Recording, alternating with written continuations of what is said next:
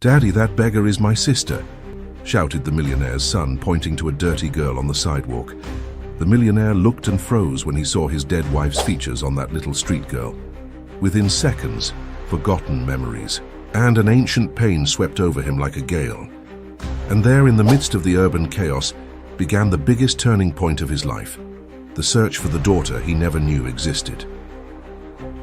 If this story interested you, subscribe to our channel. Don't forget to like this video and tell us which city you're watching us from. We'll keep going.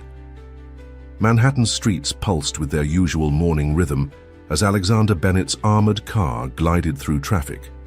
The 52-story glass tower that housed Bennett Enterprises cast long shadows across Fifth Avenue, but Alexander's attention was elsewhere. His iPhone buzzed incessantly with messages from board members and international partners, each demanding immediate responses to their urgent concerns. In the back seat, 8-year-old Thomas Bennett watched the city with unusual intensity. His large brown eyes, so much like his mother's, absorbed every detail of the urban landscape passing by. While other children his age might have been engrossed in tablets or video games, Thomas seemed to study the world as if searching for something or someone. "The Hong Kong merger cannot wait another week," Alexander spoke firmly into his phone, his fingers drumming against his leather briefcase. "Make it happen by Friday, or we'll need to reconsider our strategy." He ended the call with a sharp tap, only to find another waiting. The car slowed to a stop at a red light, and that's when everything changed. Thomas pressed his small hand against the bulletproof window, his breath fogging the glass. "Dad," he called out, his voice trembling with an urgency that made Alexander's heart skip a beat. "Dad, look! That homeless girl, she's my sister!" Alexander's phone slipped from his fingers, clattering against the car's floor. He followed his son's gaze to the sidewalk, where a young girl sat huddled against a building's wall. Her clothes were torn and dirty, her dark hair matted and unkempt, but her features, those features struck him like a physical blow. She had Catherine's eyes, Catherine's nose, Catherine's delicate chin. It was like looking at a ghost, a mirror, image of his wife who had been gone for 7 years. The similarity was so striking that for a moment he couldn't breathe. The girl's eyes met his through the tinted window, and something electric passed between them. Recognition? Fear? Before Alexander could process what was happening, she scrambled to her feet and disappeared into the crowd. "Stop the car!" Alexander commanded, his voice hoarse with emotion. "Jenkins, stop the car now!" But by the time the driver managed to pull over, the girl had vanished completely. Alexander stepped out onto the sidewalk, his expensive Italian shoes scuffing against the concrete as he searched desperately through the sea of pedestrians. Nothing. She was gone. "Dad, we have to find her," Thomas pleaded, joining him on the sidewalk. "She looked just like the picture of Mom in your office. Please, Dad, we can't leave her out here." Alexander knelt before his son, studying the boy's face. Thomas had always been different, more perceptive, more sensitive than other children his age. He noticed things that others missed, felt things that others overlooked, and now this declaration about a sister. "Thomas," Alexander began carefully, "your mother and I, we only had you. You don't have a sister." But even as he spoke the words, doubt crept into his mind. Catherine's final days had been shrouded in mystery. Her sudden illness, the rushed hospital transfer, the closed casket funeral that his father had insisted upon, it all felt wrong now, viewed through the lens of this moment. "She's my sister," Thomas insisted, his young voice carrying the weight of absolute certainty. "I dream about her sometimes. Mom is there too, and she's singing to us both." Alexander's world tilted on its axis. The carefully constructed reality he'd lived in for the past 7 years began to crack. Those dreams Thomas mentioned, he'd dismissed them as a child's way of processing grief, of wanting the mother he'd lost too young. But what if they were something more? "Jenkins," he called to his driver, "take Thomas to school, then cancel all my appointments for the next week." "But sir, the board meeting—" "Cancel everything," Alexander cut him off, his mind already racing ahead. "Something more important has come up." He watched as Jenkins ushered a reluctant Thomas back into the car, the boy's eyes still searching the crowded street for his vanished sister. Alexander pulled out his phone and dialed a number he hadn't used in years. "Marcus, it's Bennett. I need you to look into something for me. It's about Catherine's death, and I need everything. Hospital records, death certificates, staff interviews, everything." As he ended the call, Alexander looked up at the towering Bennett Enterprises building, the empire his father had built and that he had inherited. For the first time in his life, none of it mattered.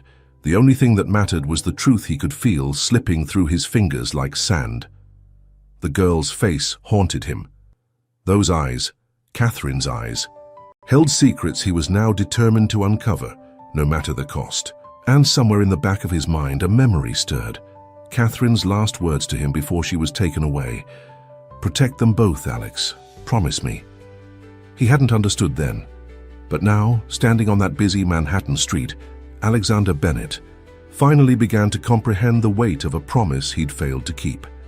The private investigator's office was a stark contrast to Alexander's pristine corporate world. Marcus Kelly's desk overflowed with files and coffee-stained papers, the overhead fluorescent lights casting harsh shadows across the cluttered space.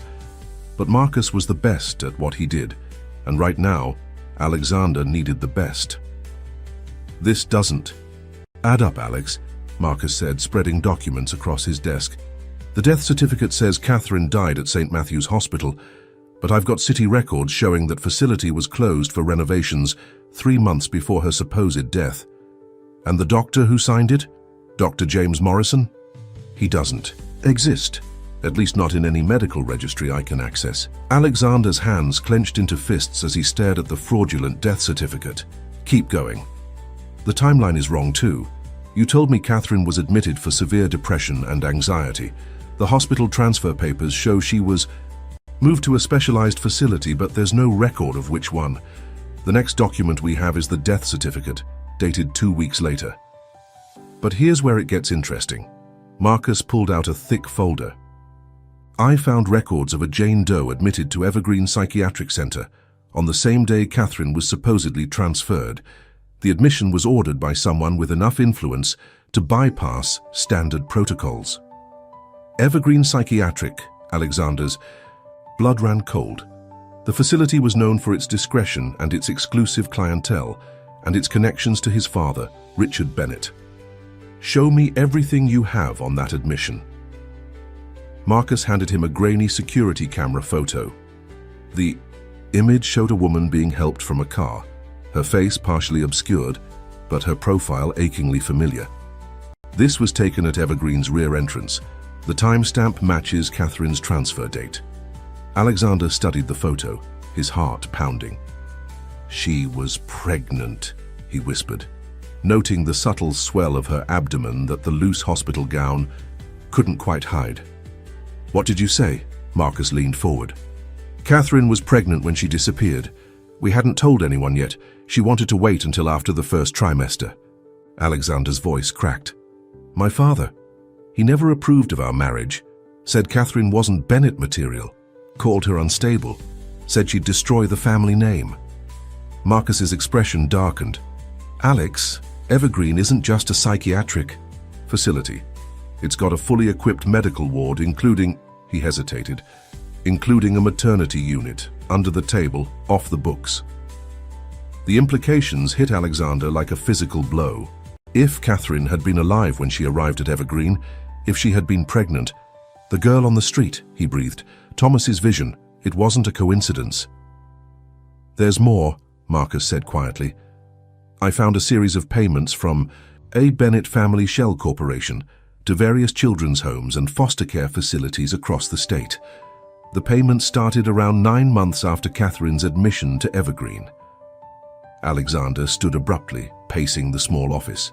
"My father, all this time he didn't just take Catherine from us, he couldn't finish the sentence. "I've got people looking into staff records from that period," Marcus continued. "Many of them have mysteriously relocated or taken early retirement with generous pensions, but one nurse agreed to talk to me. She's scared, but she remembers a patient matching Catherine's description. Says the woman was kept heavily sedated, but would sometimes sing lullabies in her lucid moments. Something about a ray of sunshine. Alexander froze. Sunshine, he repeated softly. Catherine used to call Thomas her little ray of sunshine. She'd sing. The nurse mentioned something else, Marcus interrupted gently. The baby, it was a girl, born healthy, taken away immediately. The only thing the mother managed to give her was a hair ribbon, had something embroidered on it. Alexander's phone buzzed in his pocket, a message from Thomas's school. His son had drawn another picture in art class. The teacher was concerned because it showed the same scene over and over. 2 children, a woman with long dark hair, and the words, "My ray of sunshine," floating above. Them like a prayer. Marcus, Alexander's voice was steel. I need everything you can find on Evergreen Psychiatric. Staff records, patient logs, security footage, everything. And I need you to trace those payments to the children's homes. Find out where they sent her. As he turned to leave, Marcus called after him. Alex, your father.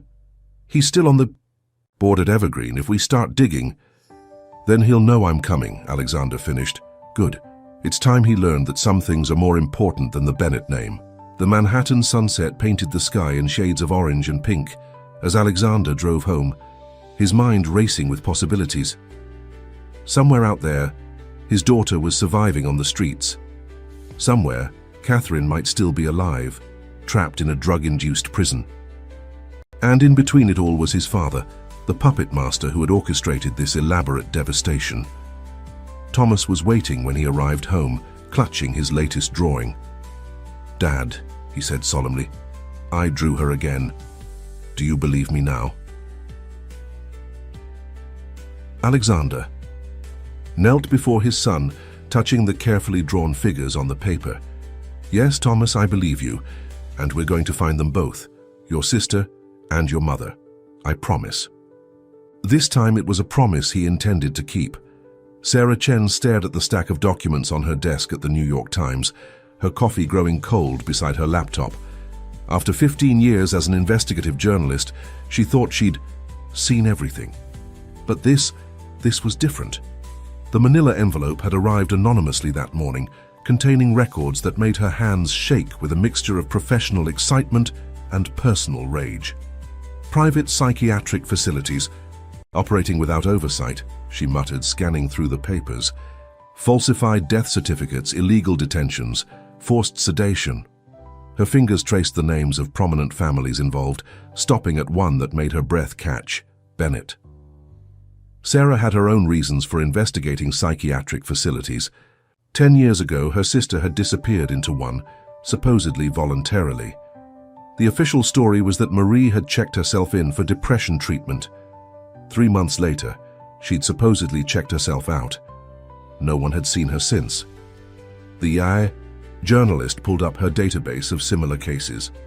Over the past decade, she'd collected dozens of stories: wealthy families, inconvenient relatives, mysterious illnesses, and convenient disappearances.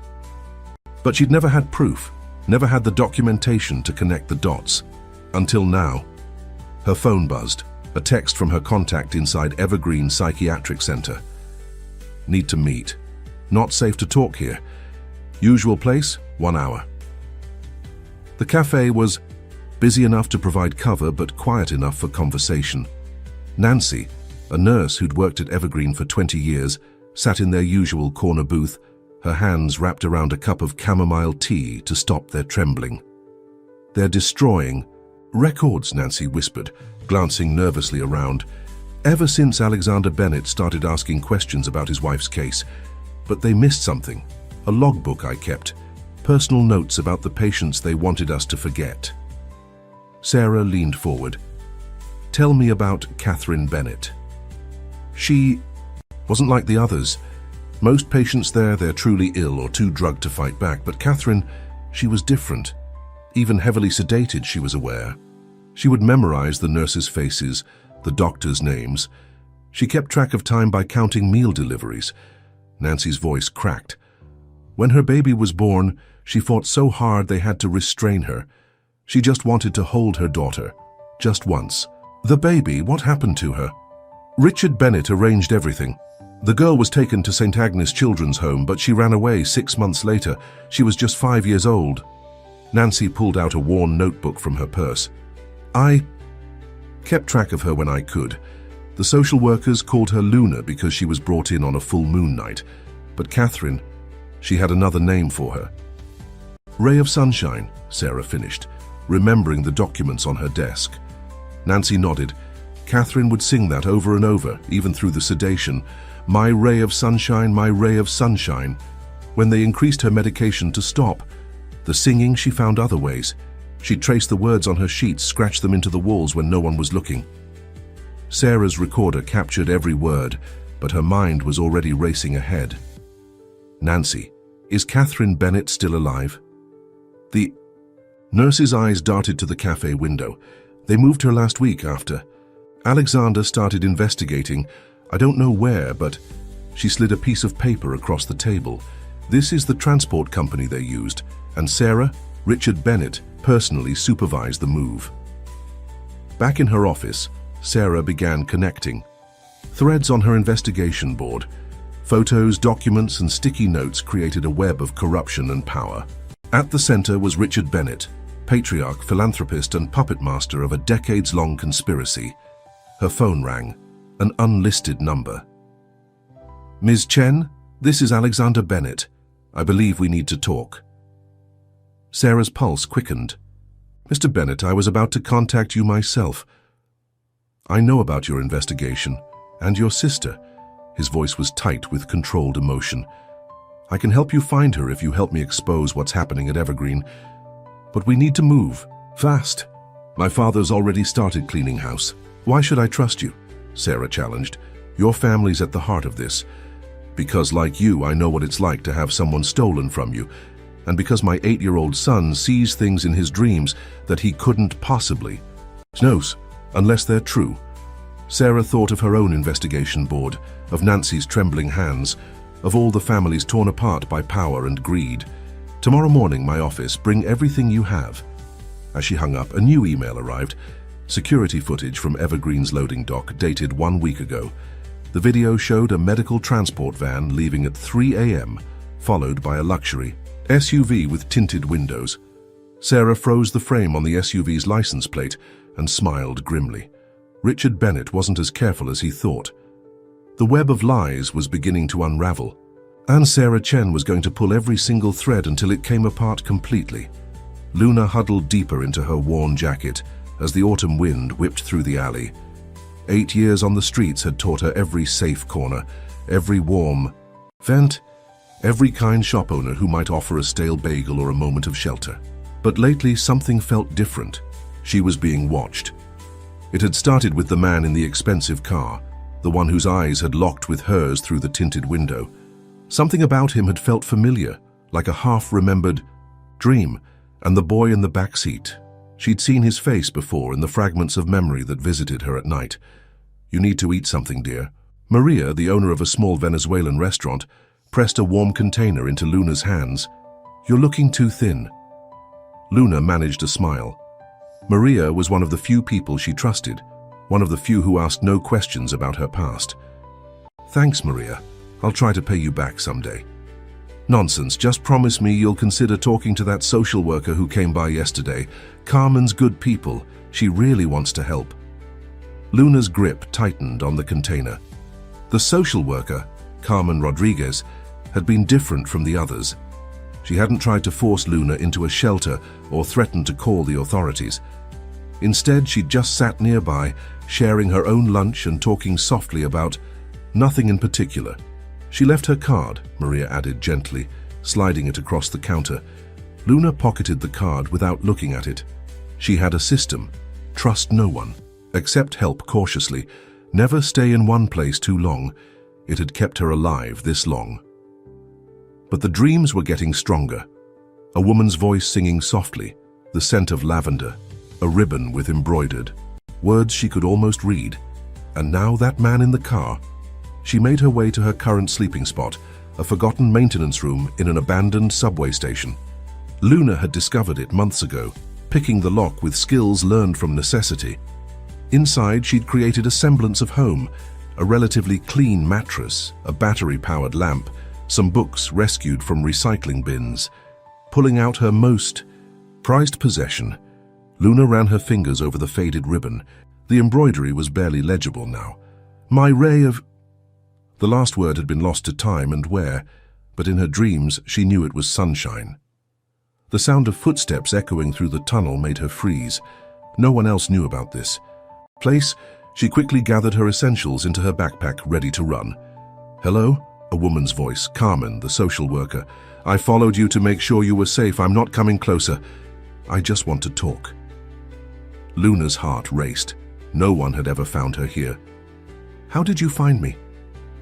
I'm good at my job, Carmen replied simply. And I know what it's like to hide. I was like you once, a long time ago. Something in her voice made Luna pause. What do you want? To show you something, a photograph. Then I'll leave, and you can decide what to do next. Luna hesitated, then moved closer to the tunnel entrance, staying in the shadows.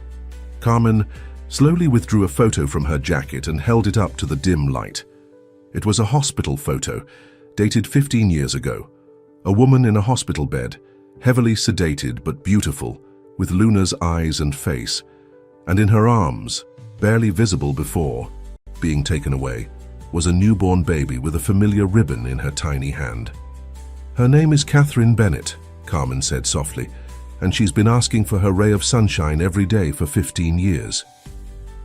Luna's legs gave out, and she slid down the wall to sit on the cold concrete. The dreams, the memories, the man in the car, it all started to align like stars forming a constellation.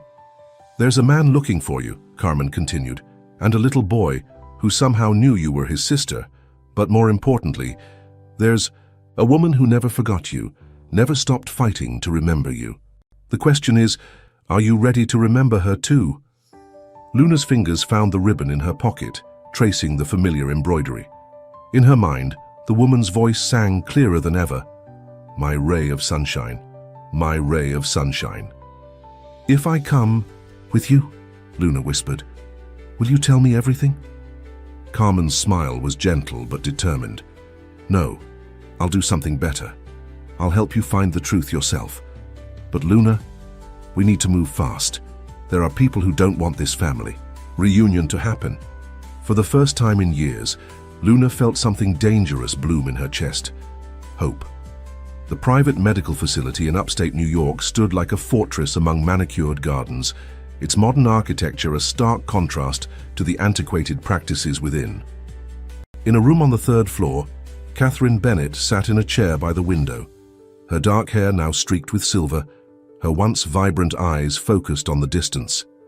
The new medication was lighter. They'd had to reduce the dosage during the transfer, and for the first time in years her mind felt clearer. She'd learned long ago that clarity was dangerous, that showing too much awareness would result in increased sedation, so she maintained her vacant expression even as her mind raced. They'd moved her 3 times in the past week. She'd counted the turns, estimated the travel times, memorized the sound of helicopter blades. This facility was different, newer, with more security but fewer patients. Something had changed. Something had frightened them. Mrs. Bennett. A young nurse entered with a breakfast tray. New staff, Catherine noted. They were all new here. Time for your morning medication. Catherine's fingers brushed against the small piece of paper she'd managed to hide in the seam of her chair. A newspaper clipping smuggled in by one of the older nurses at Evergreen before the transfer. The headline was barely visible, but she'd memorized every word. Bennett Enterprises CEO launches internal investigation. Alex was looking for her. After all these years, he'd finally started to uncover the truth. She took the paper cup of pills, maintaining the docile expression she'd perfected over 15 years of captivity. The nurse watched her swallow them, checked her mouth as usual, then left with a sympathetic smile. What the nurse didn't know was that Catherine had learned to create a small pocket under her tongue, a technique perfected through years of desperate determination. Once alone, she moved to the bathroom, disposing of the medication she'd pretended to swallow. Her mind needed to stay sharp now. Alex was coming, and she had to be ready. But it wasn't just Alex she thought about during her long hours of enforced silence. It was Thomas, her beautiful boy, who'd been barely a toddler when they took her away. And the baby, her daughter, torn from her arms moments after birth. She'd only glimpsed her once, but that moment was seared into her memory, tiny fingers clutching the embroidered ribbon Catherine had managed to hide in her hospital gown. "My ray of sunshine," she whispered to the empty room, the lullaby she'd sung through years of sedation echoing in her mind. The sound of voices in the hallway made her return quickly to her chair. Through lowered lashes, she watched as Richard Bennett, her father-in-law, her jailer, strode past her door, speaking in harsh whispers to the facility's director.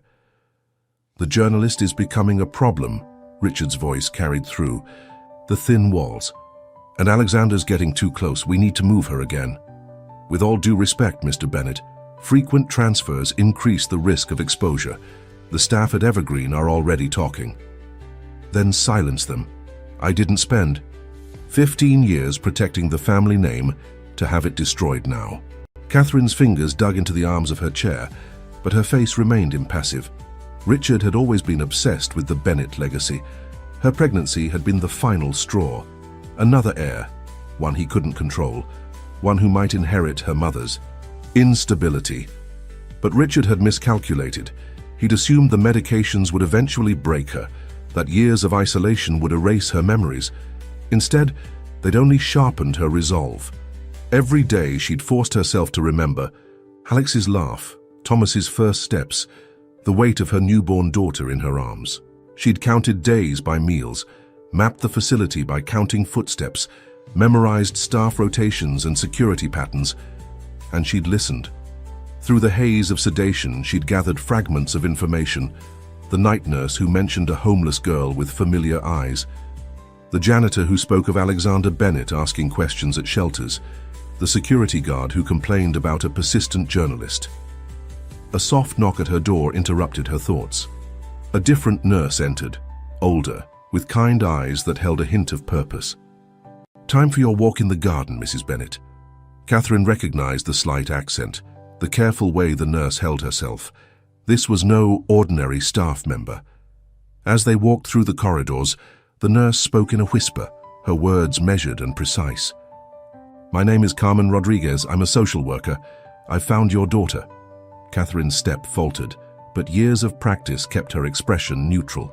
The nurse, Carmen, steadied her with a gentle hand. "She has your eyes," Carmen continued softly. "And she still has the ribbon." Tears threatened to fall, but Catherine forced them back, showing emotion now could ruin everything.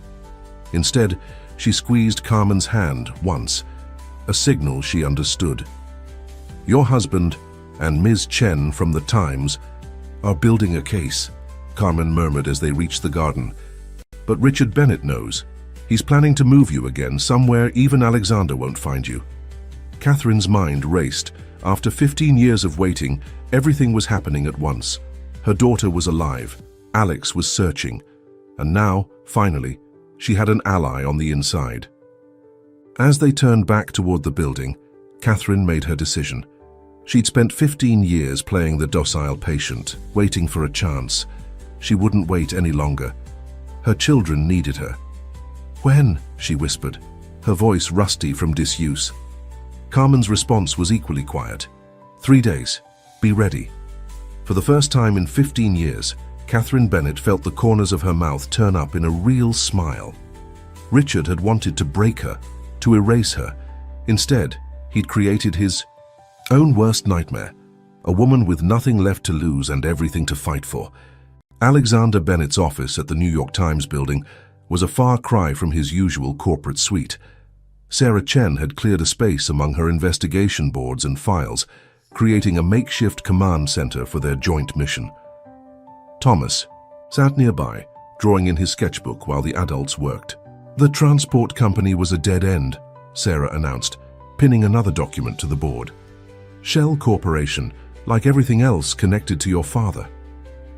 Alexander rubbed his temples, fighting exhaustion.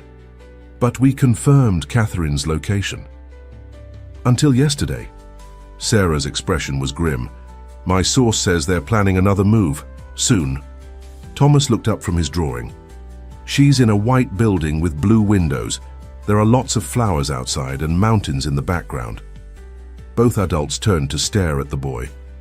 Sarah spoke first. Thomas, how do you know that? I see it when I sleep. He held up his sketchbook. The drawing showed exactly what he'd described. A modern medical facility nestled against a mountain backdrop. Mom is there. She's awake now, more than before. And she's waiting. Alexander crossed the room to examine his son's drawing. After years of dismissing Thomas's dreams as imagination, he'd learned to listen. Sarah, any facilities matching this description in your files? The journalist was already typing. Give me a minute, got it. The Riverside Wellness Center opened 6 months ago in the Adirondacks, owned by a subsidiary of... Interesting. Not your father's company. This one traces back to the Whitman family. Julian Whitman? Alexander's voice sharpened. My father's oldest friend? And Evergreen Psychiatric's primary stockholder. Sarah pulled up more documents. The connection's been there all along. We just weren't looking for it. Alexander's phone buzzed.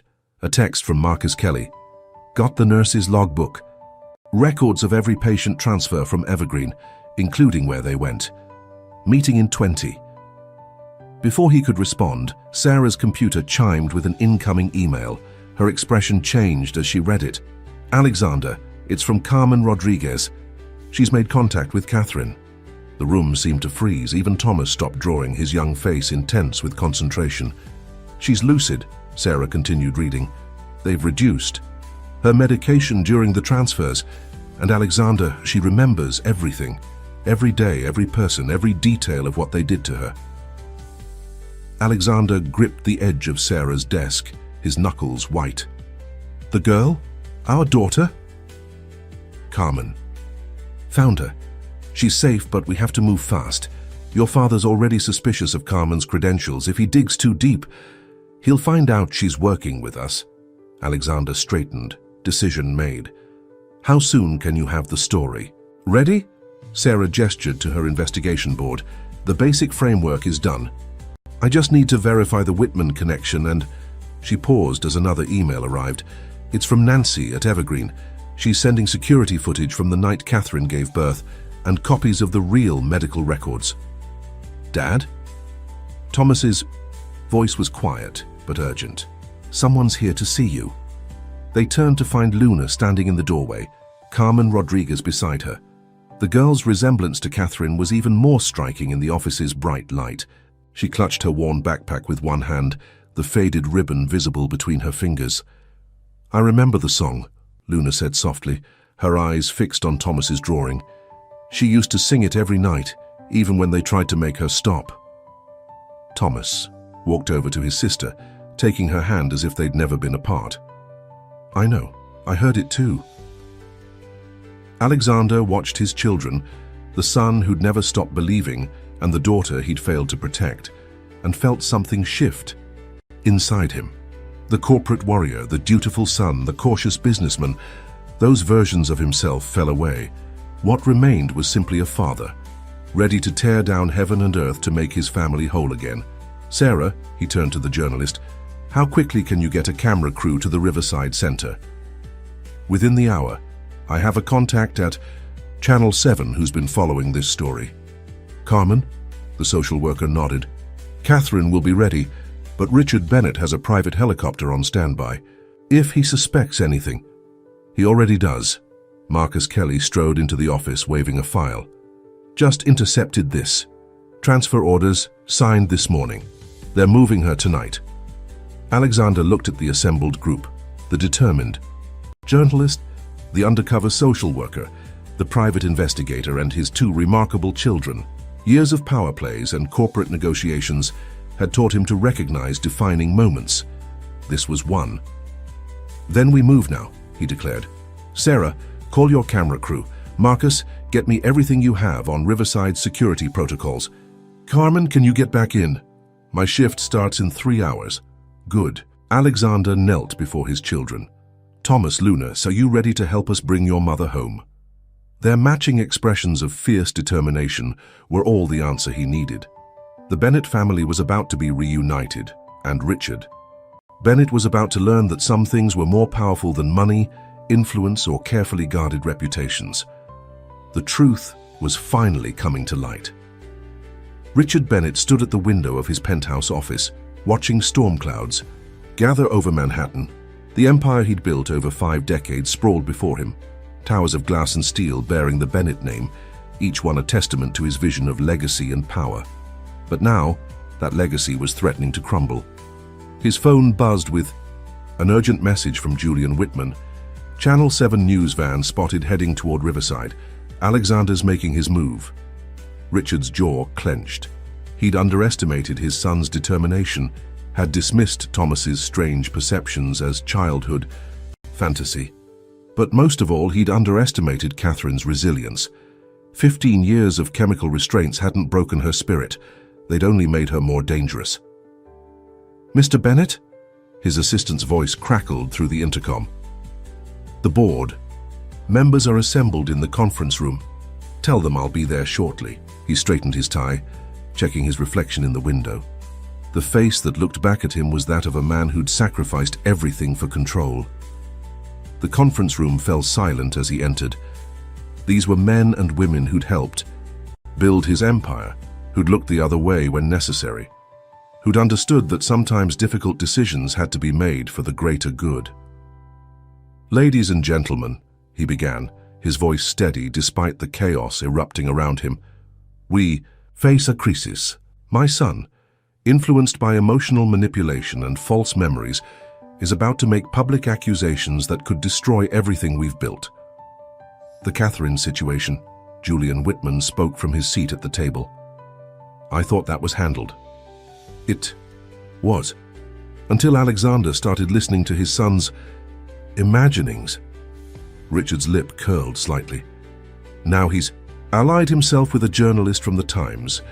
They have documentation, some real, some fabricated, suggesting impropriety in our medical facilities." "What exactly do they have?" a board member asked. "Records of patient transfers, financial transactions, security footage." Richard waved his hand dismissively. "Nothing that can't be explained. But in today's climate, mere accusations can be devastating. We need to act decisively." He pressed a button, and the room screens lit up with prepared statements and legal documents. "Each of you has a role to play. When the story breaks, we'll present a united front. Catherine Bennett was a troubled woman who received the best care money could buy. Any suggestion otherwise is a sad manipulation by those seeking to profit from family tragedy." "And Alexander?" another board member asked. "He's still CEO. Not for long." Richard distributed another set of documents. "These papers, signed by our medical experts, declare him emotionally compromised and temporarily unfit for leadership. The board will need to vote on interim management." Murmur of discomfort rippled through the room. These were powerful people, used to making hard decisions, but this was different. This was family. "I understand your hesitation," Richard continued smoothly, "but consider the alternatives. If Alexander's accusations go unchallenged, every decision this company has made will be scrutinized. Every medical facility we've partnered with, every private treatment center, every discreet arrangement for troubled relatives of influential families, all of it exposed." The room grew quiet as the implications sank in. Many of them had their own secrets, their own carefully managed family situations. "The helicopter is standing by at Riverside," Julian added. "Catherine will be moved to a secure location within the hour. Once she's stabilized, we can address Alexander's concerns." Richard nodded, satisfied with the room's shifting mood. But before he could continue, his phone buzzed again. The message made his blood run cold. "Catherine's gone. Rodriguez was working with them, news crew already on site." For the first time in decades, Richard Bennett felt control slipping through his fingers. But he wasn't finished yet. He still had one card to play, one that would force Alexander to stand down. "Ladies and gentlemen, I'm afraid we need to move faster than anticipated. Julian, initiate Protocol Winter immediately. The rest of you, prepare your statements." When this story breaks, we need to be ready. As the board members filed out, Richard remained at the head of the table, staring at the empire he'd built. He'd sacrificed his own humanity piece by piece to create this legacy. He'd locked away his daughter-in-law, separated his granddaughter from her family, and was about to destroy his own son. But empires weren't built on kindness. They were built on power, control, and the willingness to do whatever was necessary to maintain both. The storm clouds outside had reached the Bennett building, thunder rumbling through the steel framework. Richard Bennett smiled grimly.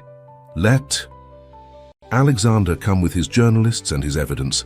Let him try to expose the truth. Some storms could be weathered, some truths could be buried, and some rebellions needed to be crushed before they could take root. He picked up his phone to make one final call. Get me the governor's office. It's time to call in some favors. The Riverside Wellness Center's pristine corridors echoed with the sound of Carmen Rodriguez's footsteps as she made her evening rounds. Her uniform was perfect, her documentation immaculate. No one questioned her presence or her authority as she moved through the secure ward. Catherine Bennett was ready. 15 years of captivity had taught her patience, had honed her every sense. She heard Carmen's approach and understood that this moment, this one chance, would determine everything. Evening medication, Mrs. Bennett, Carmen announced loudly for the benefit of the security cameras, but her hands were already moving, swift and sure, producing a set of clothes from beneath the medication tray. They've initiated Protocol Winter, she whispered as she helped Catherine change. Richard Bennett's final failsafe. We have maybe 20 minutes before the facility goes into complete lockdown.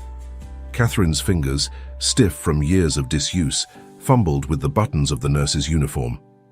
Thomas and Luna? Safe with Alexander and Sarah. They're waiting with the news crew at the north entrance. Carmen's voice remained professional and calm, even as she helped Catherine with her disguise. Can you walk? I've been practicing. Catherine's voice was stronger now, her movements more certain.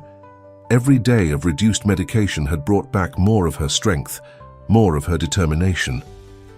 They moved through the corridors with practiced efficiency.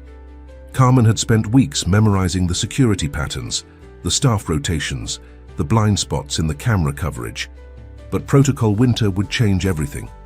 New security measures, additional guards, complete communication blackout. They reached the staff elevator just as the first alarm sounded, subtle but unmistakable to those who knew what to listen for. The regular staff continued their routines, unaware of the silent crisis unfolding around them.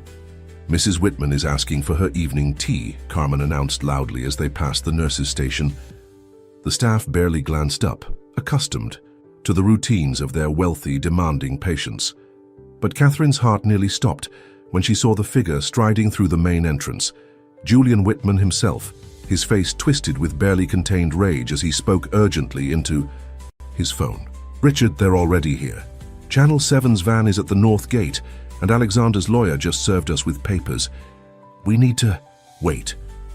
He looked up, his eyes narrowing as they passed. Something's wrong. Carmen's grip on Catherine's arm tightened slightly, but they maintained their steady pace toward the service exit. Behind them, Julian's voice rose. Stop them! That's not a real nurse! The next moments exploded into chaos. Security alarms blared in earnest now.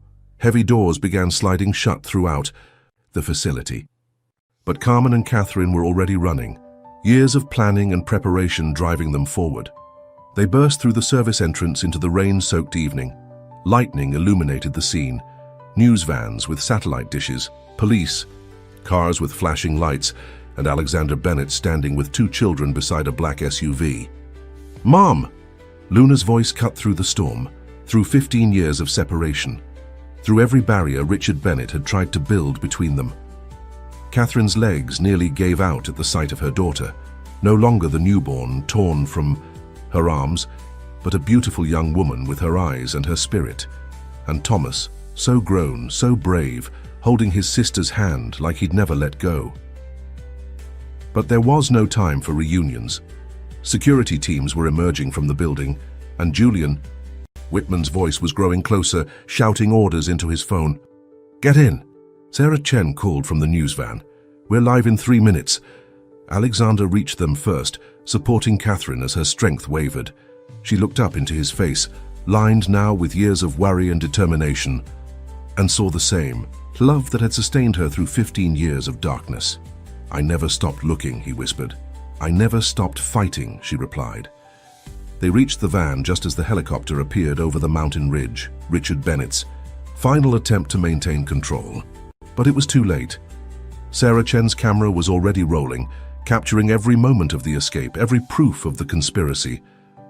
As they pulled away from Riverside, Catherine held her children close, feeling their warmth, their reality.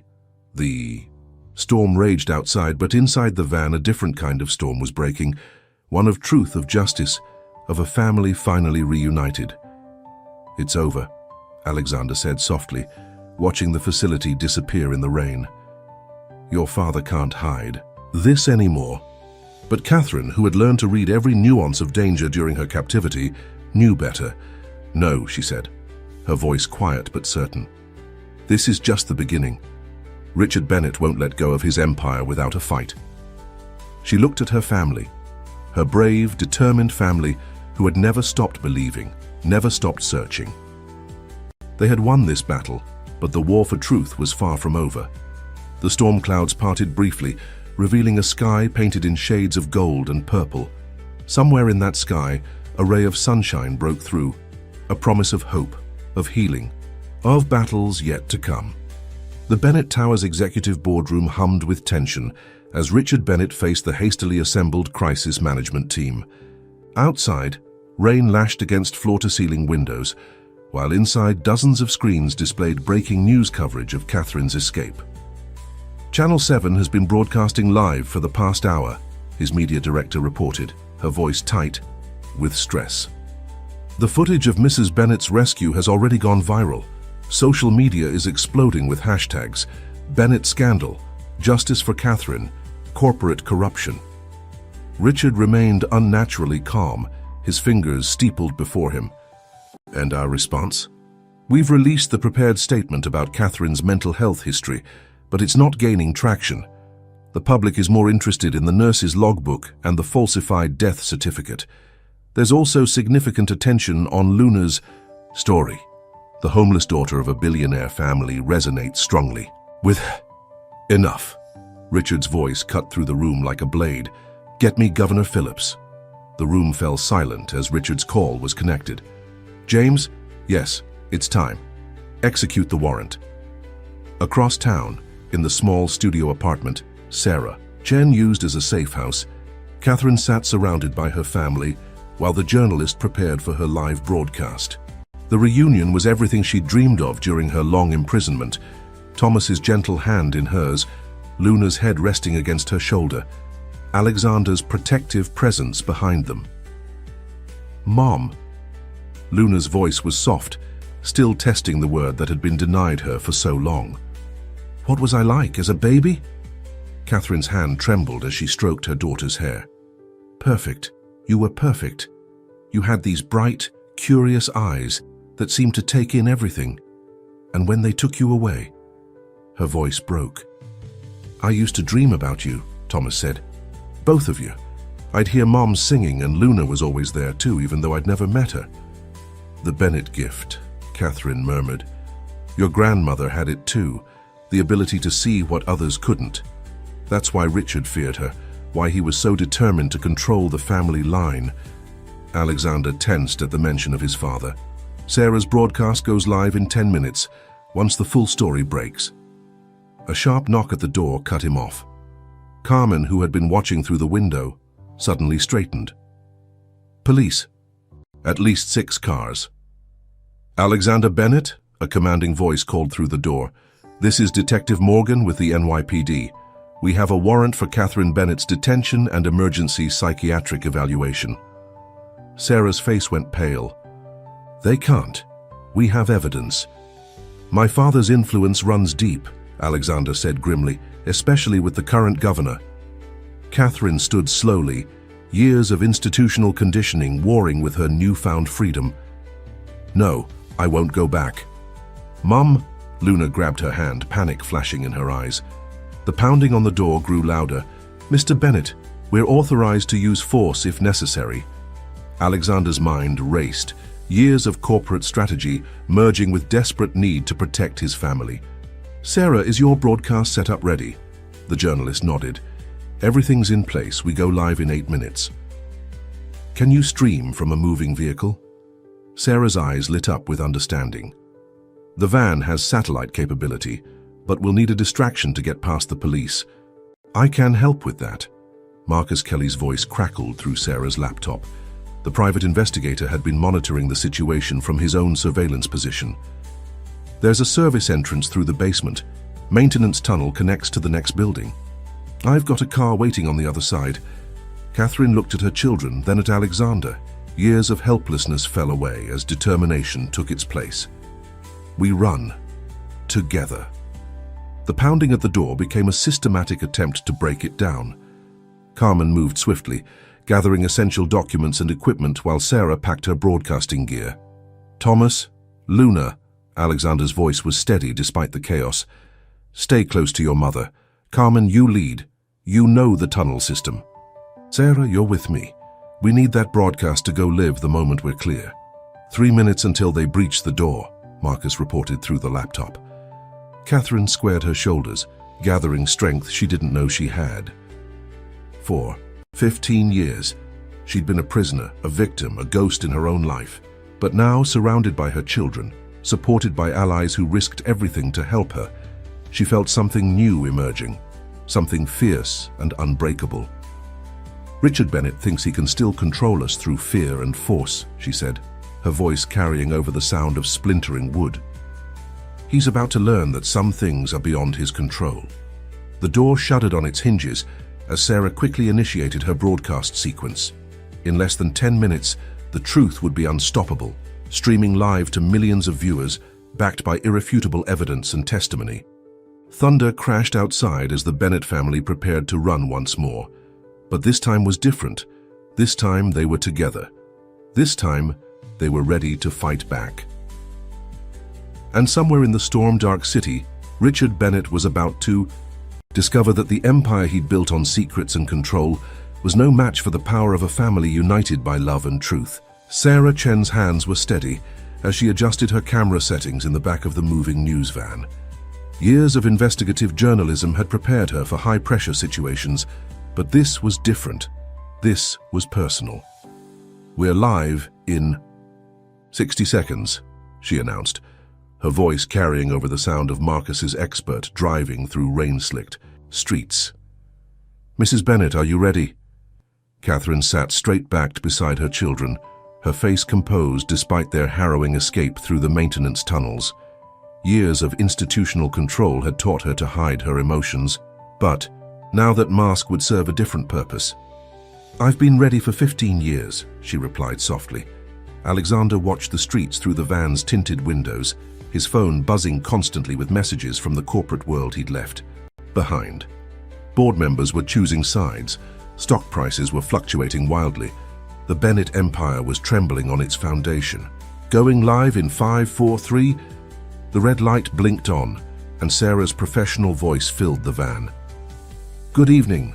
I'm Sarah Chen with Channel 7 News, bringing you a breaking story of corporate corruption, medical abuse, and a family's fight for justice. With me tonight is Catherine Bennett, legally declared deceased 7 years ago, yet very much alive and now free from forced imprisonment in private psychiatric facilities controlled by Bennett Enterprises." Catherine faced the camera with quiet dignity. "My name is Catherine Bennett. For 15 years I was held against my will, drugged and isolated, on the orders of my father-in-law, Richard Bennett. My crime?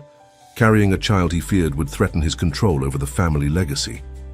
Behind the camera, Carmen monitored police frequencies on her tablet. "They're setting up roadblocks on major routes to Manhattan," she reported quietly.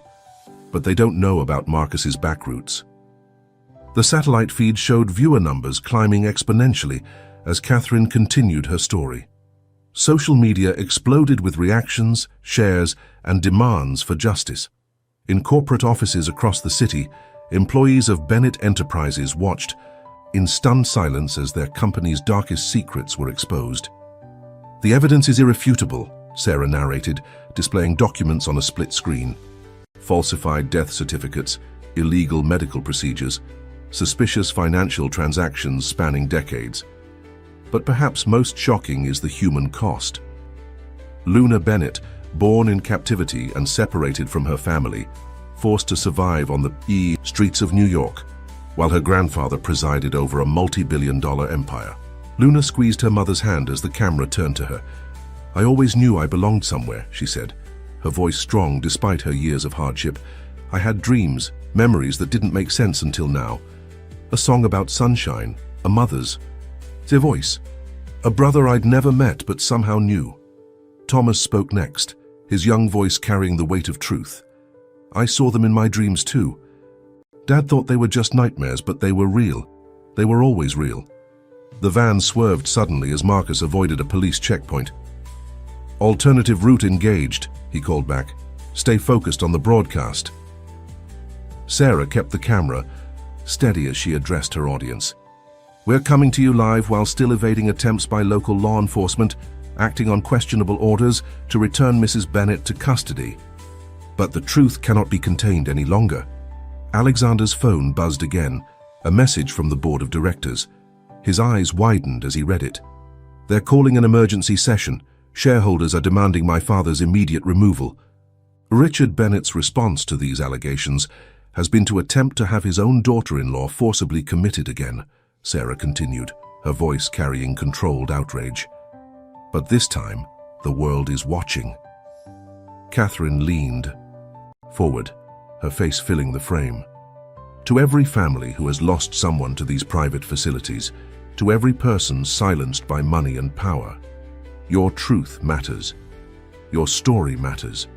And we will not stop until every hidden document is revealed, every secret facility is exposed, and every person responsible is held accountable." The viewer count passed 1 million as Catherine spoke directly to her father-in-law. "You tried to break me, Richard. You tried to erase me. But you forgot something important. Love leaves traces that no amount of money can erase, no amount of drugs can blur, and no amount of power can control."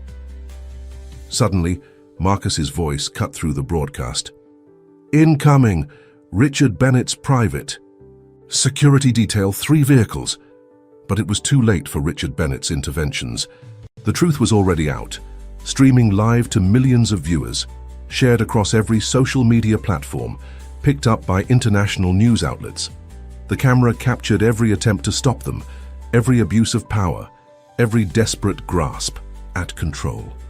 The Bennett empire had been built on secrets and silence, but now in the back of a news van racing through stormy Manhattan streets, those secrets were crumbling in the face of something far more powerful, the raw, uncontainable force of truth finally set free. Richard Bennett watched his world unravel on a dozen screens in his executive office. The stock price of Bennett Enterprises plummeted as Catherine's broadcast reached international networks. His phone buzzed incessantly with calls from board members, shareholders, and journalists, but he ignored them all.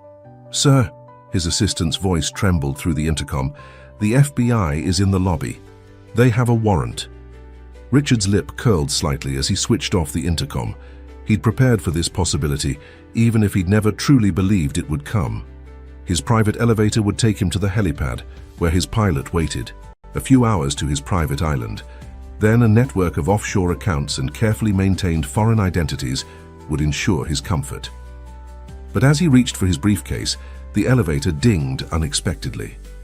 The doors opened to reveal Julian Whitman, his oldest friend and co-conspirator, looking decidedly unpredictable. "It's over, Richard," Julian said quietly, stepping into the office. "The board has voted. Your control of the company is suspended. Pending investigation." Richard's laugh was hollow. "The board? I built this company. I own the board." "Not anymore." Julian placed a tablet on Richard's desk, displaying a live feed of the emergency board meeting. "They're voting to cooperate fully with federal investigators. Everyone's turning, Richard. The hospital administrators, the doctors, the financial Officers, they're all making deals. Cowards, Richard spat. After everything I've done for them. You imprisoned your daughter-in-law for 15 years. Julian's voice rose. You separated a mother from her newborn child.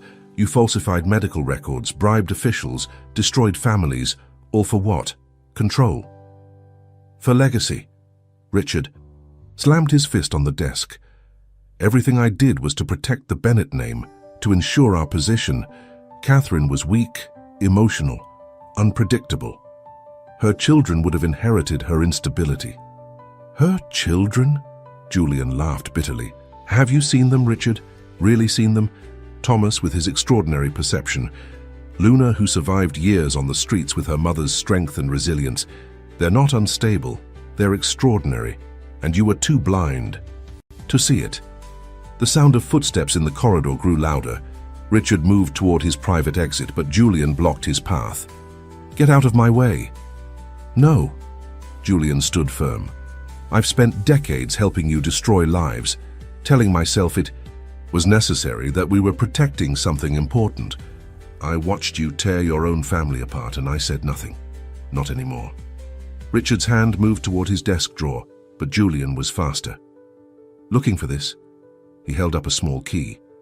I removed your gun an hour ago. Did you really think I'd let you take the easy way out? The office doors burst open as FBI agents flooded in, weapons drawn. Behind them came Alexander, his face set in grim determination. Richard Bennett, the lead agent, announced, "You're under arrest for conspiracy, fraud, false imprisonment, and numerous other charges we'll be detailing at length." As the agents moved to handcuff him, Richard looked at his son. "Everything I did was for you, for our family name." "No," Alexander's voice was quiet but firm. "Everything you did was for control. But you forgot something, Father.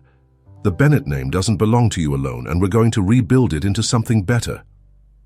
"Sir," an agent interrupted, "you'll want to see this." He held up his phone, showing a live news feed. The camera panned across the Bennett Tower lobby, where Catherine stood with Thomas and Luna, surrounded by reporters. "After 15 years of silence," Catherine was saying, her voice strong and clear, "I'm announcing the formation of the Bennett Foundation for Family Justice. Every penny of my husband's inheritance will go to helping families torn apart by corporate greed and abuse of power. We will investigate every private facility, expose every corrupt practice, and reunite every family separated by money and influence." The lobby erupted in applause. The image showed Luna and Thomas beaming up at their mother, while Sarah Chen stood nearby, tears in her eyes, as she watched justice finally prevail. Richard sagged in the agent's grip as the last vestiges of his control slipped away. His empire wasn't just falling, it was being transformed into something he'd never imagined, never wanted, and could never control.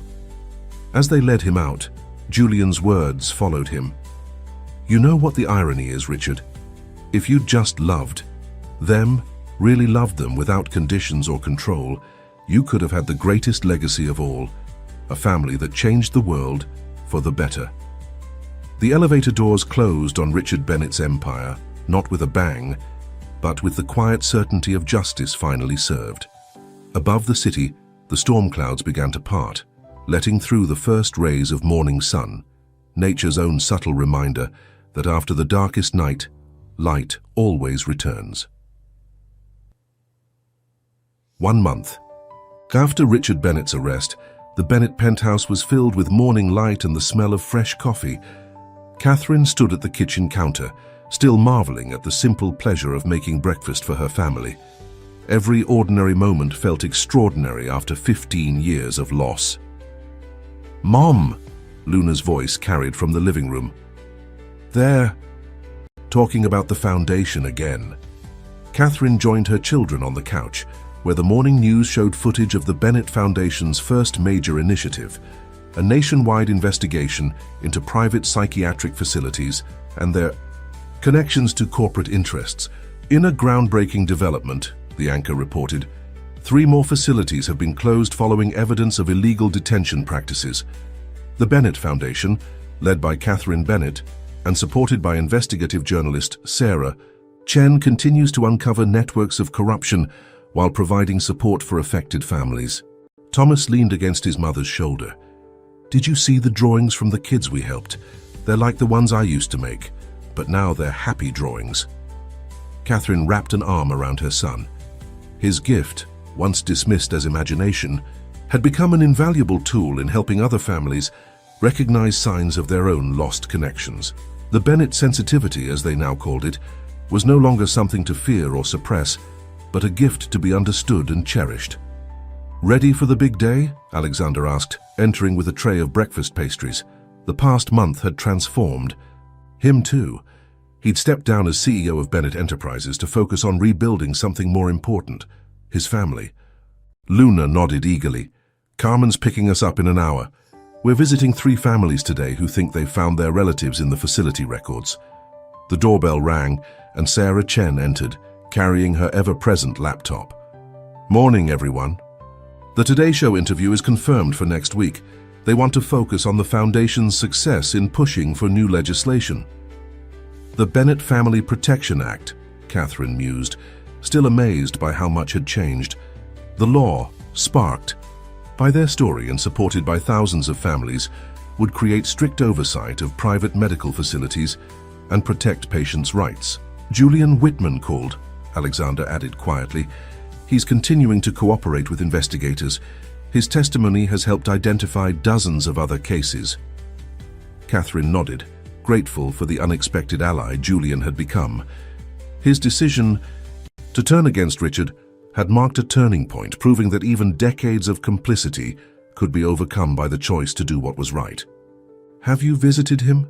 Luna asked softly. Everyone knew she meant Richard, now awaiting trial in federal custody. "No," Alexander replied. "He's refused all contact, still convinced he was right, even now."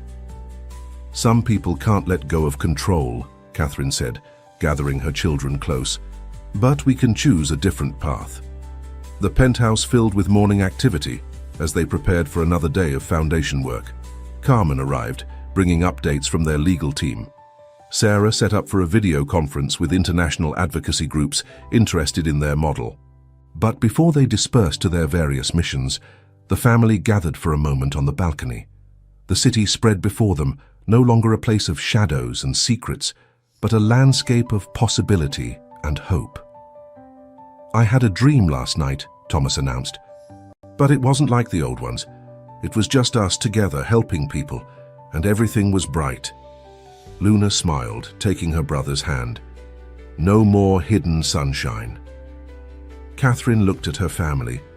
The son who never stopped believing, the daughter who survived with such grace, the husband who never stopped searching. The Bennett name was being reborn, not as a symbol of power and control, but as a beacon of hope and healing. "You know what I missed most during those 15 years?" she asked softly. "Not freedom, not comfort, not even control over my own life. I missed this. Simple moments with the people I love, watching the sun rise, knowing we're exactly where we're meant to be." Alexander wrapped his arms around his family, the morning light warming them all. "No more missing moments," he promised. Below them, the city was waking up. Somewhere out there, other families were beginning their own journeys of discovery and reunion, guided by the light the Bennetts had helped ignite. The storm had passed, leaving behind not just survivors, but warriors for truth and justice. And in that morning light, surrounded by love and purpose, Catherine Bennett finally felt the last shadows of her captivity fade away. She was no longer a prisoner, no longer a victim, no longer a cautionary tale of power unchecked. She was simply herself, mother, wife, protector, healer. Sometimes, she realized, the greatest victory isn't in bringing down an empire, but in building something new from its ruins, something bright, something true, something that shines like a ray of sunshine breaking through the darkest clouds. The Bennett Foundation's new headquarters buzzed with energy as volunteers and staff worked tirelessly to process the flood of cases pouring in from across the country. What had started as one family's fight for justice had blossomed into a movement that was changing lives daily. Sarah Chen, now the Foundation's Director of Investigations, stood before a wall of success stories, photographs of reunited families, each one a testament to the power of truth and persistence. Her own sister's case had finally been solved, thanks to the Foundation's resources and connections. "We've identified 3 more facilities in the Midwest," Carmen reported, joining Sarah at the wall. "The pattern matches what we saw at Evergreen: wealthy families, mysterious disappearances, falsified records." "Send me the details," Sarah replied, her investigative instincts sharp as ever. "I'll have my team look into the ownership structures. There's always a paper trail if you dig deep enough." In her private office, Catherine reviewed the latest draft of her memoir. The publisher had been pushing for more sensational details about her captivity, but she'd insisted on focusing on the healing and transformation that followed. Her story wasn't about victimhood, it was about resilience, hope, and the unbreakable bonds of family. A soft knock at her door revealed Luna, looking professional in her Foundation volunteer uniform. At 17, she'd become an invaluable part of their work, her own experiences on the streets giving her unique insight into helping displaced and struggling families. "The Sullivan case files are ready for review," Luna announced, placing a folder on her mother's desk.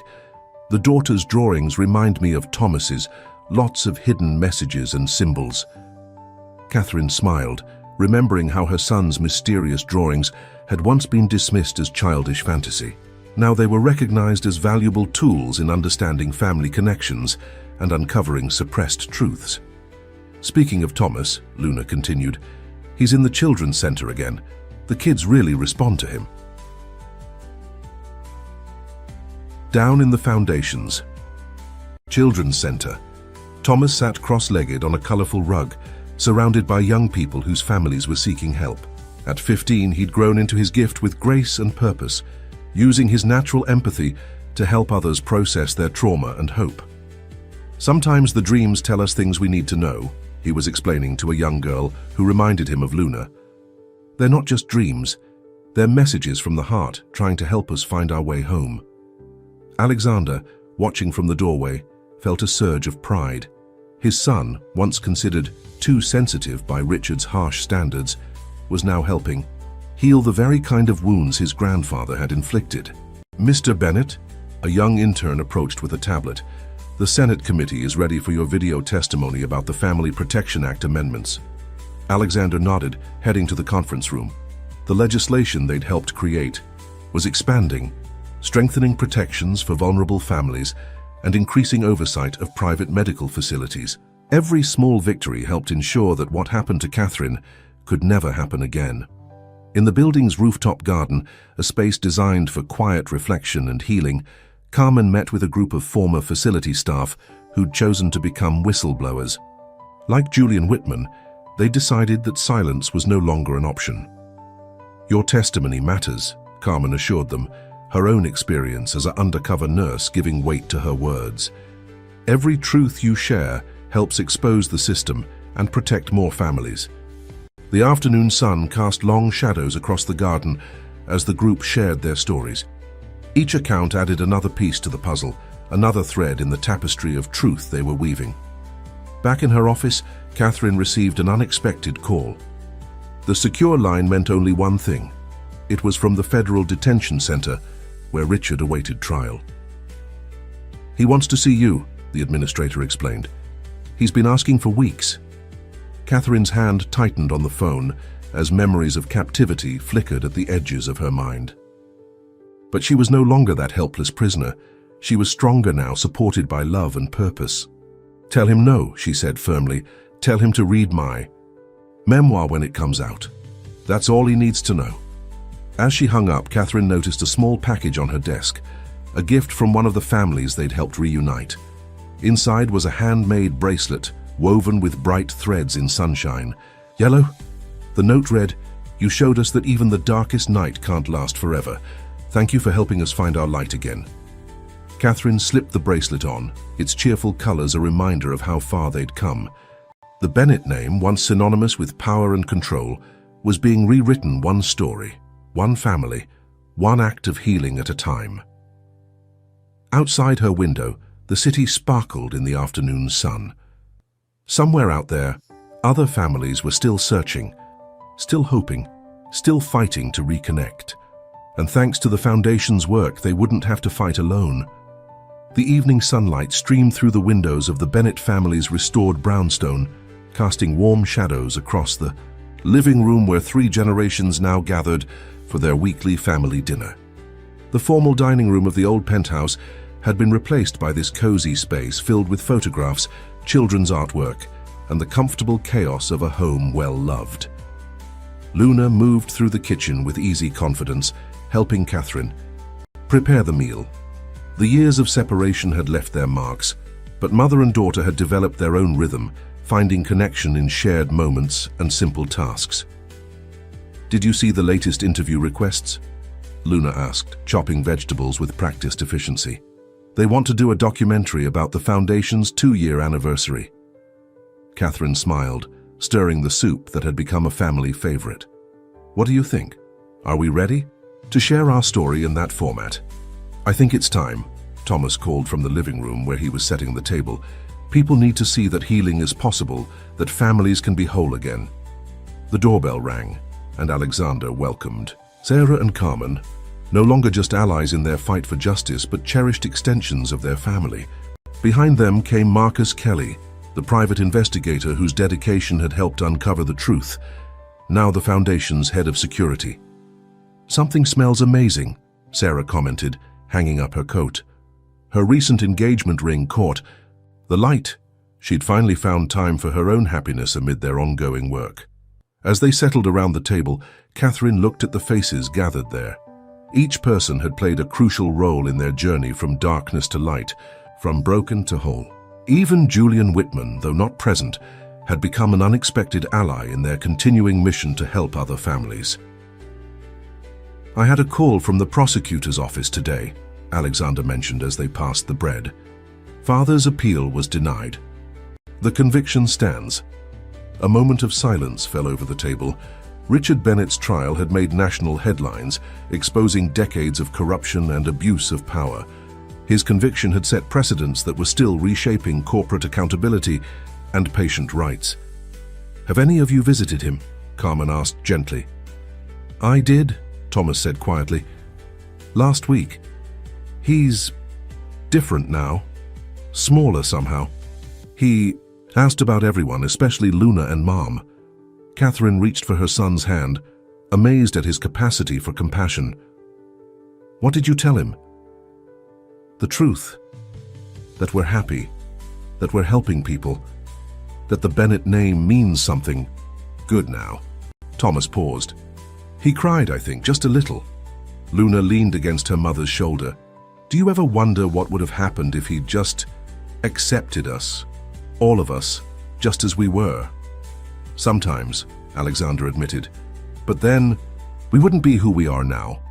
We wouldn't be doing this work helping other families, making real change." Sarah raised her glass. "To making change." "To family," Carmen added. "To truth," Marcus contributed. "To love," Catherine finished, looking at her children. The son who'd never stopped believing. The daughter who'd found her way home. The kind that survives anything. After dinner, they gathered in the living room where Thomas's old drawings hung alongside Luna's street art and photographs of families the Foundation had helped reunite. The wall had become a testament to their journey, a reminder of how far they'd come. "Mom?" Luna's voice was thoughtful. "Do you remember that first day when Thomas saw me on the street?" "Every detail," Catherine replied softly.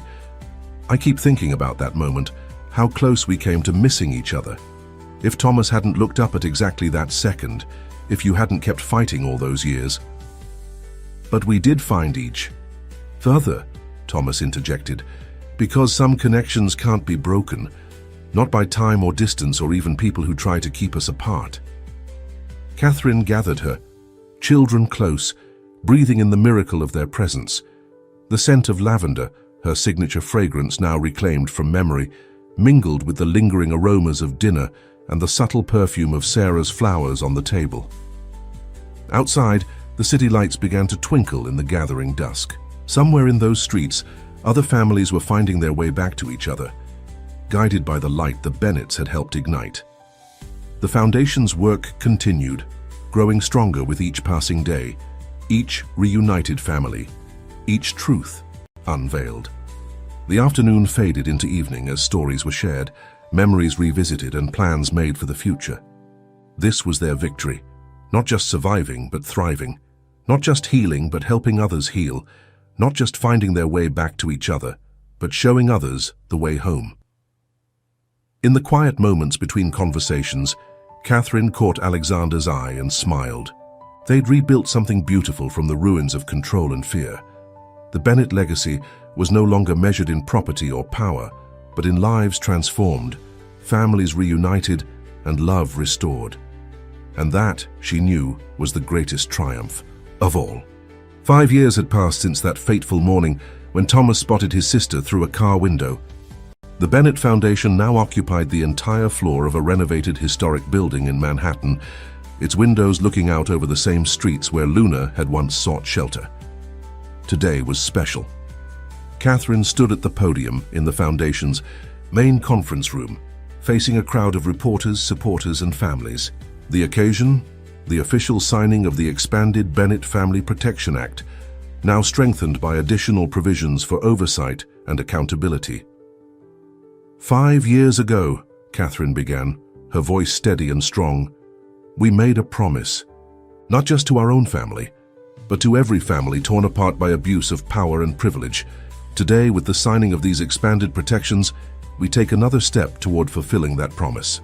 In the front row, Luna and Thomas sat with Alexander, their presence a testament to the journey that had brought them here. At 20, Luna had grown into a poised young woman, her street-smart resilience transformed into passionate advocacy for homeless youth. Thomas, 18 now, had become a respected voice in trauma recovery, his gift for understanding hidden pain helping countless others heal. Sarah Chen, still their strongest media ally, stood nearby with her camera crew, documenting this milestone for her ongoing series about corporate accountability and family justice. Her recent Pulitzer nomination for exposing similar cases across the country had brought even more attention to their cause. The foundation has helped reunite over 300 families, Catherine continued. But numbers don't tell the whole story. Each reunion represents a broken chain of silence, a triumph of truth over power, of love over control. As she spoke, screens behind her displayed photographs of their success stories, a mother embracing her son after 12 years of separation, siblings reunited after decades apart, families healing together in the Foundation's support programs. We've learned that trauma doesn't have to define us. Catherine's gaze met Luna's. That survival can become strength, that the very sensitivity some try to suppress can become our greatest gift for helping others. Thomas smiled, thinking of the children's program he'd developed, teaching young people to trust their intuition and understand their emotional connections. His grandfather had once dismissed such sensitivity as weakness. Now it was recognized as a powerful tool for healing and discovery.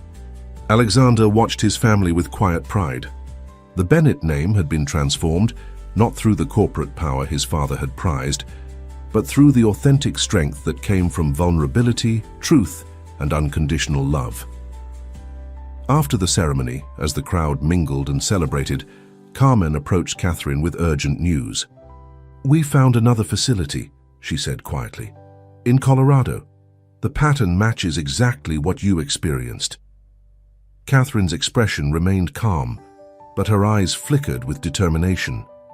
"Alert Sarah's investigative team. And Carmen. Make sure the children are safe first. Always the children first."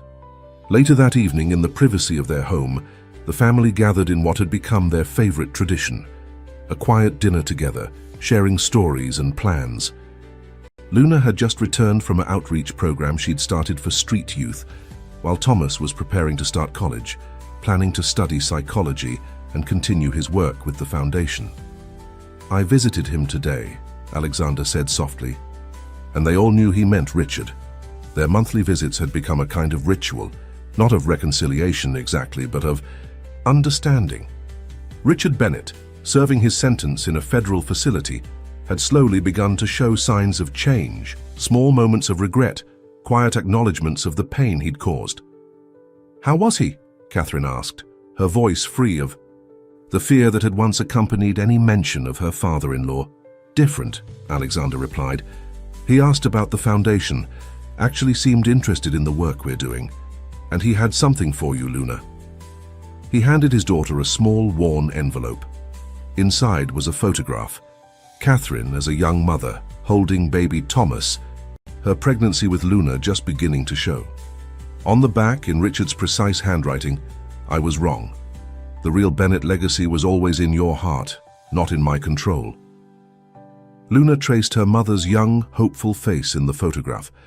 "Do you think he really understands now?" "I think," Catherine answered carefully, "that understanding comes in many forms. Your grandfather spent his life believing that power meant control. Perhaps now he's learning that true power lies in letting go, in trusting love to find its own way." Thomas, who had been quiet, suddenly spoke up.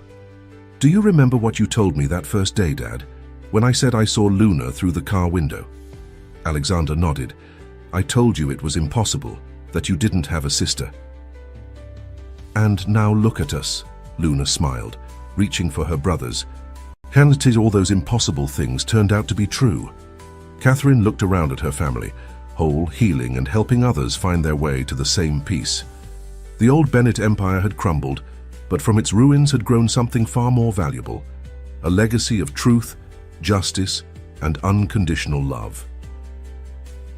Outside their windows, the city lights twinkled like stars, each one perhaps marking another family's journey toward reunion and healing. The work wasn't finished, might never be finished, but that was okay. They had found their way home to each other, and now they could help light the way for others still searching in the dark. The morning sun streamed through the windows of Catherine's office at the Bennett Foundation, casting warm light on the wall of memories she'd created. Photographs, letters, and artwork told the story of their journey, not just their family's healing, but the healing of hundreds of others they'd helped along the way. A knock at her door revealed Luna. Excitement, bright in her eyes. "Mom, you need to see this." She led Catherine to the Foundation's main hall, where Thomas was working with a group of recently reunited families. The scene before them made Catherine's heart swell, children drawing together, parents sharing, stories, wounds slowly transforming into wisdom. "Remember when we used to think we were alone?" Luna whispered. "That no one would understand?" Catherine squeezed her daughter's hand, remembering those dark days, but the darkness had led them here, to this moment, to this purpose that was bigger than their own pain. Sarah Chen arrived, carrying the advance copy of Catherine's book. "It's beautiful," she said, handing it over. "The publishers say pre-orders are breaking records." Catherine ran her fingers over the cover. Ray of Sunshine, a story of family, truth, and the power of love. The title page bore a simple dedication. "For every family still searching, don't give up, the light always finds a way." Alexander joined them, wrapping an arm around his wife. "The governor just signed the final provisions. Every private facility in the state will now be subject to independent oversight. Other states are following suit." "And Richard?" Catherine asked softly. "His testimony has helped identify 3 more facilities," Alexander replied. "He'll never be free, but he's choosing to help now. It's something." Thomas approached, leading a young girl who reminded Catherine startlingly of Luna at that age. "This is Maya," he introduced. "She has dreams about her brother, just like I used to dream. About Luna." The girl looked up at Catherine with hope and uncertainty mingled in her eyes. "Can't you help me find him?" Catherine knelt to meet Maya's gaze. "Yes, sweetheart, that's exactly what we're here for." Later that evening, the Bennett family gathered in their favorite spot, the Foundation's rooftop garden. The space had been transformed into a haven of healing, with comfortable seating areas, gentle fountains, and walls of climbing roses. Here, families could find peace, share their stories, and begin to rebuild their bonds. "I've been thinking," Luna announced, as they watched the sunset paint the sky in shades of gold and purple, "about opening a youth center, a place for kids like I used to be, somewhere safe where they can stay while we help them find their families." "The old Bennett Tower would be perfect," Thomas suggested, "now that it's being converted for non-profit use." Catherine smiled at the poetry of it. The building that had once represented Richard's empire of control, becoming a sanctuary for lost children finding their way home. "There's something else," Alexander added. "The international expansion we've been discussing. The funding just came through. We can start helping families across borders now." Sarah, who had joined them for their evening tradition, raised her glass. "To new beginnings." "To family," Carmen added, her years of dedication to their cause making her as much a part of them as any blood relation. "To every ray of sunshine still waiting to be found," Catherine finished, holding her children close. As the stars began to appear above the city, Catherine reflected on the journey that had brought them here. From the darkness of her captivity to this moment of profound purpose, every step, even the painful ones, had led them toward a greater light. The Bennett name would continue to transform, not through power or control, but through love, truth, and the tireless work of helping others find their way back to each other. Their story had become a beacon of hope, proving that even the deepest wounds could heal, that families torn apart could find their way home, that love truly was stronger than any force that tried to contain it. Thomas and Luna sat together, their silhouettes reminding Catherine of all the dreams and drawings that had helped guide them home.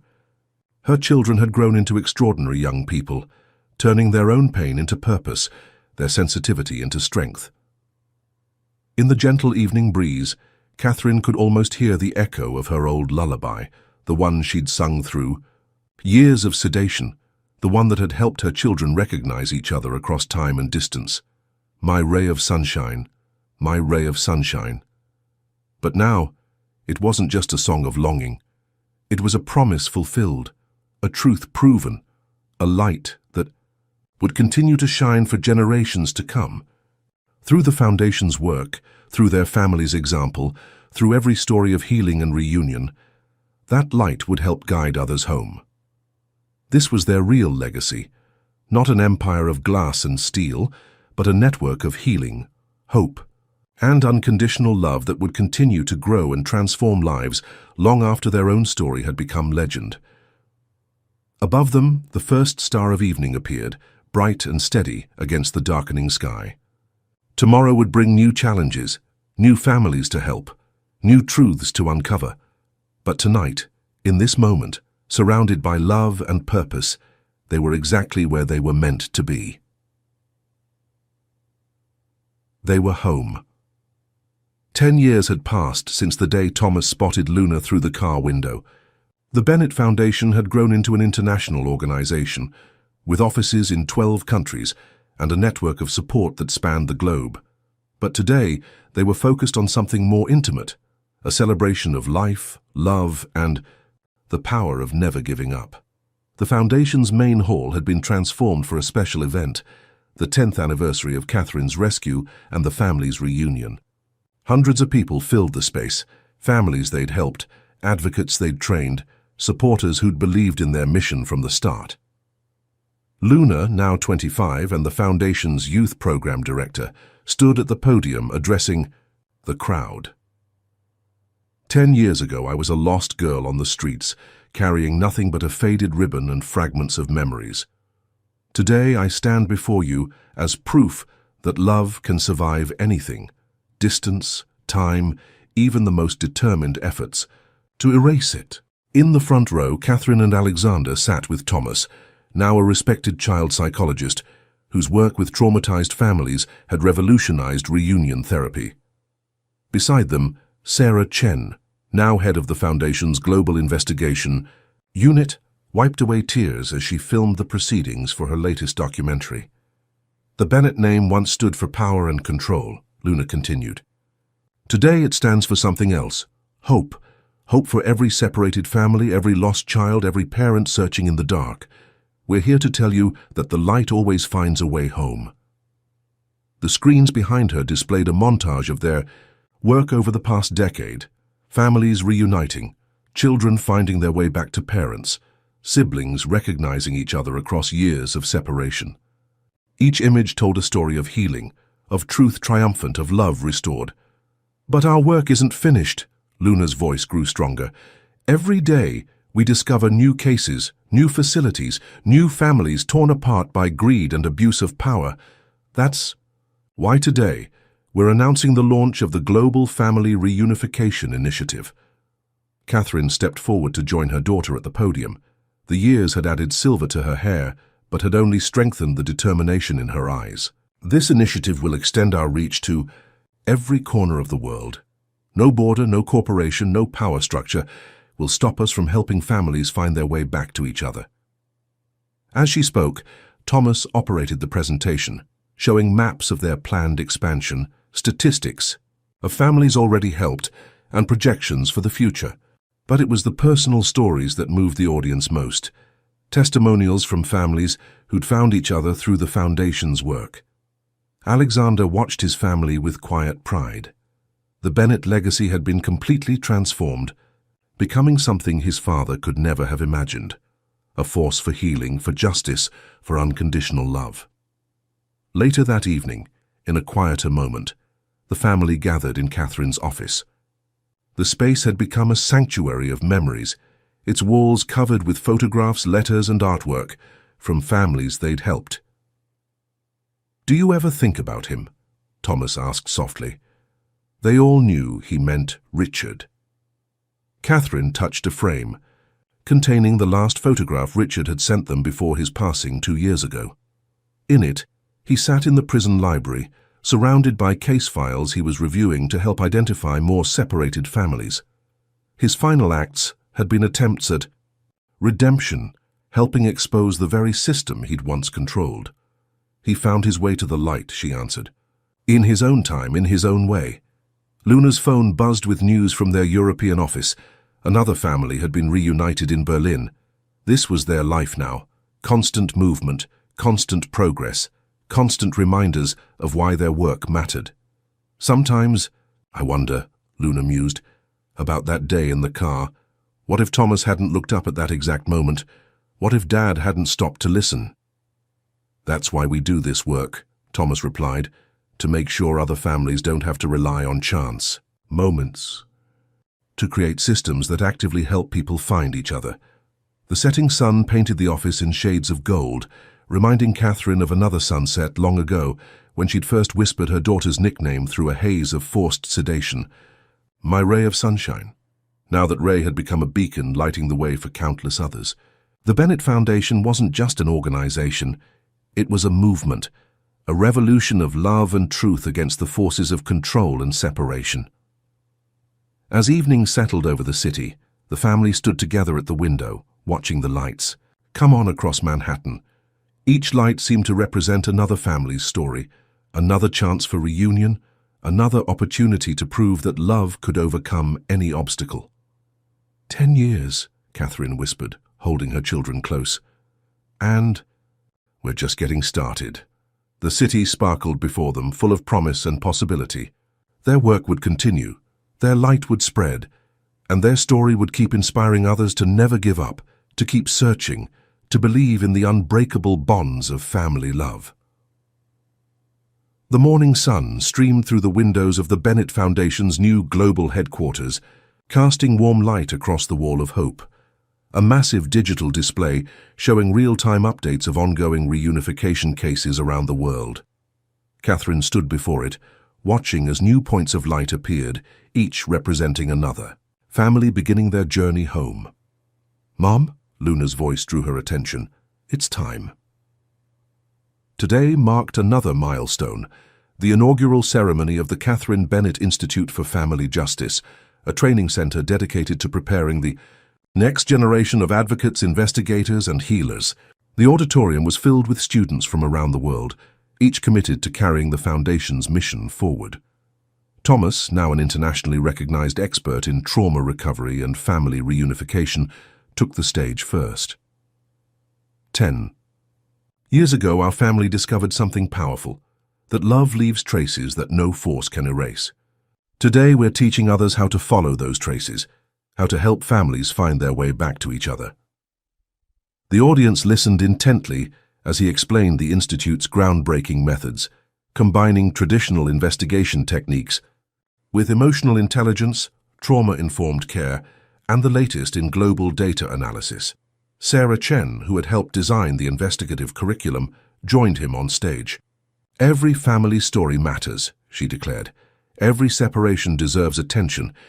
Every reunion brings us closer to a world where no one has to search alone." Luna stepped forward next, her presence commanding yet gentle. The street-smart girl had grown into a powerful advocate, her own experience informing her work with displaced youth worldwide. "We're not just teaching techniques," she explained. "We're building a global network of light, people dedicated to breaking down the barriers that keep families apart." Alexander watched from the sidelines, marveling at how far they'd come. The Bennett name, once synonymous with corporate power, had become a beacon of hope, a symbol of transformation and healing. Catherine took the stage last, her silver hair shining in the spotlight. "Every story of separation contains within it the seeds of reunion," she began. "Every broken bond holds the possibility of healing. This institute exists to nurture those possibilities, to train people who will carry this work forward for generations to come." The screens behind her displayed images from their decade of work, families embracing after years apart, children finding their way home, communities healing together. But it was the live feed that drew everyone's attention, real-time reunions, happening across the globe, proof that their methods worked, that their mission was succeeding. "The work we do here," Catherine continued, "is about more than finding lost family members. It's about healing the wounds that separation creates. It's about transforming pain into purpose, fear into courage, isolation into connection." As she spoke, new notifications appeared on the wall of hope. More cases solved, more families reunited, more light spreading across the world. The Bennett Foundation's network now spanned every continent, its methods being taught in universities, its protocols adopted by governments and organizations worldwide. 10 years ago, Catherine's voice softened with memory, I was a prisoner of silence and control. Today we stand together as architects of reunion, builders of bridges, keepers of hope. The light that helped our family find its way home now shines for everyone. The ceremony concluded with a surprise announcement: the establishment of the Ray of Sunshine Scholarship, providing full funding for students dedicated to family justice work. The name was more than a tribute to Luna's story. It was a reminder that even in the darkest circumstances, light finds a way to break through.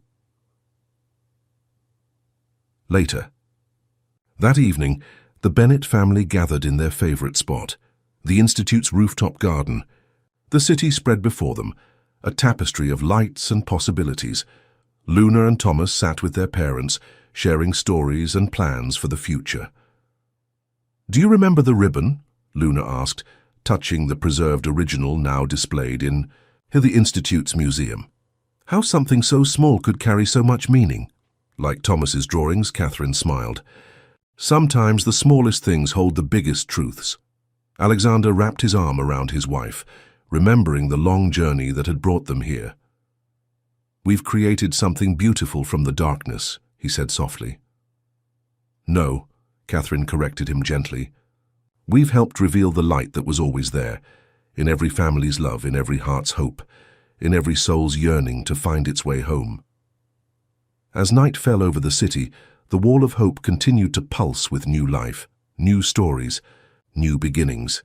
The Bennett Foundation's work would go on, carried forward by trained hearts and hands, spreading hope and healing across the globe. This was their true legacy, not an empire of control, but a network of light. Not a story of power, but a testament to love's ability to overcome every obstacle, bridge every distance, heal every wound. In the growing darkness, Catherine looked at her family. The son who had seen truth through the shadows, the daughter who had survived to bring hope to others, the husband who had never stopped searching, and the extended family of advocates and allies they'd gathered along the way. Together, they had transformed a tale of separation into a symphony of reunion, a story of control into a celebration of freedom, a legacy of power into a beacon of love. And somewhere out there, in the great tapestry of human